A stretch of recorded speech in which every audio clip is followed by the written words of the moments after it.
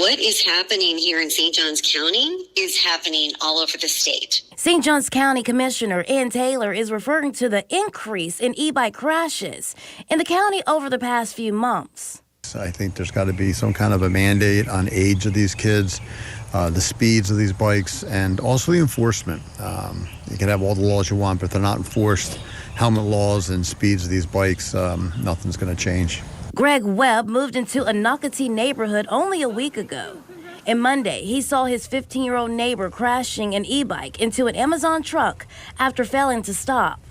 2 months ago, a middle schooler was airlifted to a trauma center after crashing on his e-bike, and now St. Johns County residents like Greg are calling for something to be done. State lawmakers agreed and passed Senate Bill 462, which will give local governments more support to create stricter rules for e-bikes.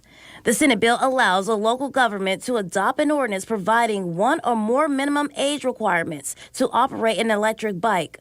A local government may adopt an ordinance requiring an operator of an electrical bicycle to possess a government-issued photographic ID while operating an e-bike. A local government may provide training on the safe operations of electric bicycles in compliance with the traffic laws of the state that apply to e-bikes. I think this is just one more tool to say yes to our residents. Yes, we hear you. Yes, St. Johns County cares. And yes, we do want to do something going forward. Commissioner Taylor is one of the two commissioners who voted for a proposed e-bike ordinance in the last commissioners' meeting.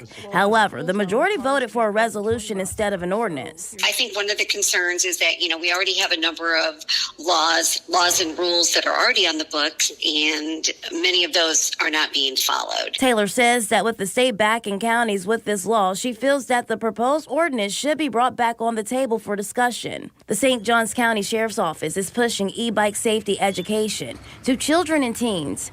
Taylor says that's the key component when it comes to keeping bike riders safe. As I know, I just spoke to somebody just this week. In fact, they talked to a child that was on an e-bike that went right through a stop sign, and they stopped the child. They asked them, "Hey, what are you doing? There's a stop sign right there."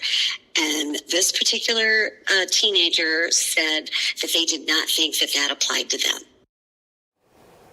And the commissioners voted for a resolution opposing an ordinance. However, the Commissioner Taylor tells me with the e-bike state law going into effect next month, she will try and push for the ordinance to be put back on the table during Tuesday's meeting. Reporting, Brianna Brownlee, Channel 4, the local station.